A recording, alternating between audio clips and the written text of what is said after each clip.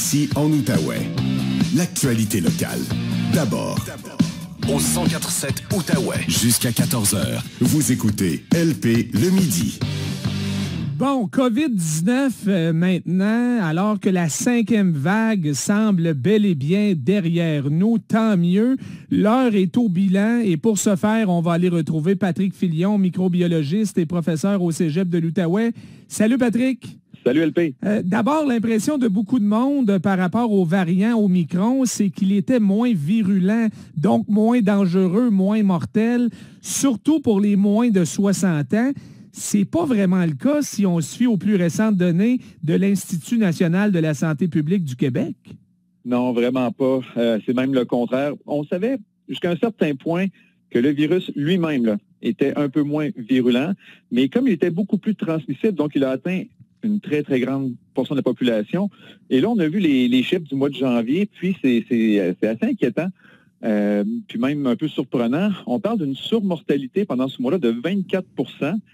Et ce serait la vague Omicron, ce serait la deuxième vague la plus meurtrière pour les 60 ans et moins. Donc, faut la pire étant la première, Patrick?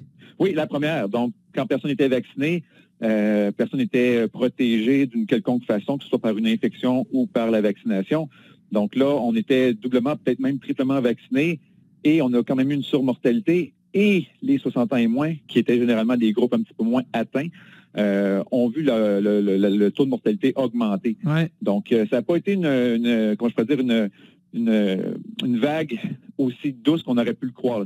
Ça n'a pas duré longtemps, mais ça a frappé fort. Non. Ouais.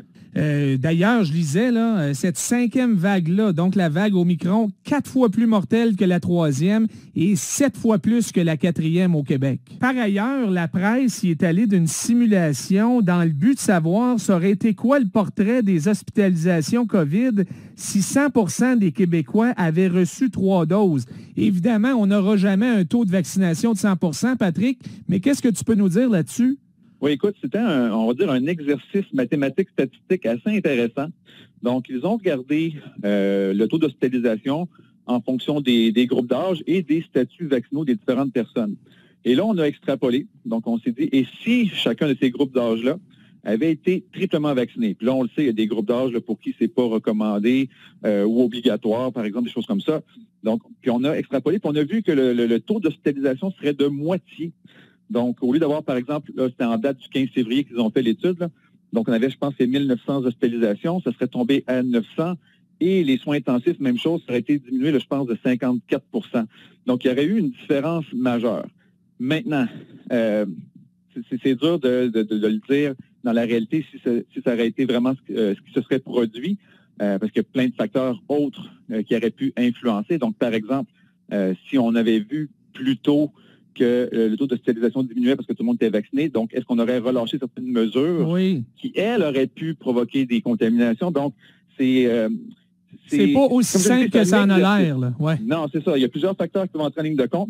Mais une chose à retenir, c'est que les vaccins ont fait leur preuve et ont diminué le nombre de cas graves surtout et d'hospitalisation. Ça, c'est une des preuves majeures là, qui ressort d'une étude comme celle-là. Parlant de vaccins, puis là, on va essayer d'être pas trop technique, Patrick. Là.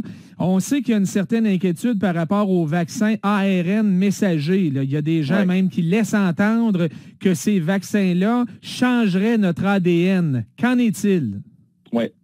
Là, ce qui est arrivé la semaine dernière, là, ça s'est excité beaucoup là, sur les réseaux sociaux, puis sur les pages anti-vax. Puis moi, tout ce que j'ai compris de ça, c'est que les gens qui lisent des articles scientifiques n'ont pas tout le temps les outils pour bien les comprendre. J'explique. Ce qui est arrivé, c'est qu'il y a une étude qui est sortie qui a démontré que dans certaines circonstances, certaines cellules pouvaient prendre l'ARN, donc qu'on nous injecte dans le vaccin, et le convertir en ADN. Donc là, juste avec ça, il y a des gens qui sont mis à capoter, qui ont dit « Ah, ça c'est la preuve que le vaccin peut changer notre ADN ». C'est pas ça. Ce que l'étude démontre, c'est que dans certaines circonstances, l'ARN, pas viral, mais l'ARN présent dans le vaccin peut être converti en ADN. Et là, ce qu'il faut comprendre, ce qu'il faut bien expliquer, c'est que dans les conditions expérimentales, on a un peu favorisé ça. J'explique. La quantité d'ARN qui a été placée, ça c'était in vitro, là, en présence des cellules, était des millions de fois supérieure à ce qu'on vous injecte.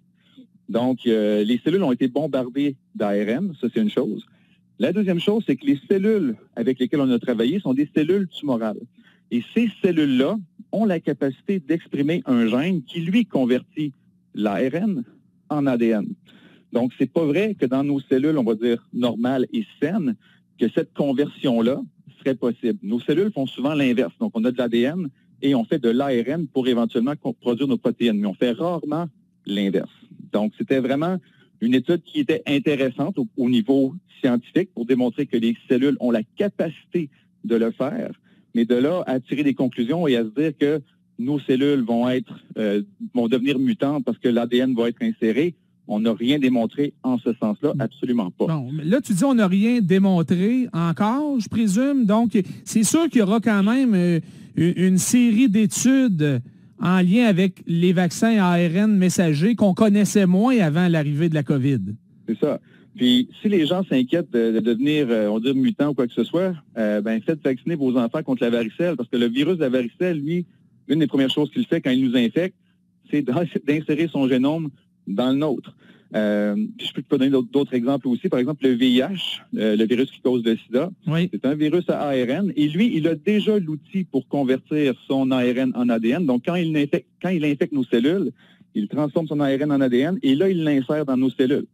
Donc, lui, il a vraiment la capacité de le faire. Même chose un peu avec le VPH, le virus papillome humain. Donc, c'est un virus qui insère son génome dans le nôtre. Donc, si vous avez peur de ces réalités-là, faites vacciner vos enfants contre la varicelle et contre le VPH, parce que ces virus-là sont reconnus comme étant des virus qui transforment notre ADN en insérant leur génome dans le nôtre. OK. En terminant, autre question intéressante après 2 ans de pandémie, Patrick. La COVID-19 est-elle vraiment une maladie saisonnière qui fait des ravages, surtout quand il fait froid? Évidemment, ici, ça semble être le cas, mais d'un autre côté, des pays chauds comme le Brésil, par exemple, sont loin d'avoir été épargnés, là. Oui, puis si on regarde en Arizona, par exemple, les pires, on va dire, cas où le nombre de cas a augmenté pour la COVID, c'était l'été. Donc, bizarre, il y a encore une fois, il y a des études qui ont démontré que le froid pouvait servir à certains des virus et certains variants, mais pas d'autres. Il y a des variants qui préfèrent une température un petit peu plus élevée pour nous infecter, puis le virus original, puis certains variants vont préférer des températures plus fraîches. Mais ce qui ressort beaucoup de l'étude, c'est un petit peu plus les comportements humains. Donc, en Arizona, on dit que c'est l'été parce que l'été là-bas, il fait très, très, très chaud. Donc, les gens se retrouvent à l'intérieur. Pour avoir l'air climatisé. Oui, exact. Oui, OK, je comprends. Oui. C'est ça. Tandis que nous, ça va être dans les températures plus fraîches. Pendant l'hiver, on est à l'école, on est à l'intérieur parce qu'il fait froid. Donc, il y a beaucoup plus, disons, une incidence de l'activité humaine, de nos comportements qui expliquerait que ça pourrait devenir saisonnier. Parce que là, il faut se rappeler, la COVID, première vague, c'était plus, disons, au printemps. Il y a eu une deuxième vague aussi à l'automne. Mais quand la maladie sera vraiment endémique, donc bien installée, puis, disons que les mesures sanitaires vont être relâchées, là, on va peut-être être en mesure de plus confirmer que c'est vraiment saisonnier. Parce que là, pour l'instant, il y a tellement de mesures sanitaires que le virus, disons, ses options sont plus limitées. Mais quand ce sera vraiment endémique, qu'il n'y aura plus ou peu de mesures, là, on va vraiment pouvoir confirmer que ça pourrait devenir saisonnier. Puis j'ai bien l'impression que c'est ce qui va arriver dans un avenir rapproché de quelques années. On va voir vraiment un cycle un peu comme la grippe. Ça va être vraiment plus les mois de décembre, janvier, février qui vont être les pires. Ben merci beaucoup, Patrick, encore une fois. Bon retour à l'école cette semaine. Oui, monsieur, c'est le retour aujourd'hui. À bientôt. Bye-bye. Voilà, Patrick Filion, microbiologiste et professeur au Cégep de l'Outaouais.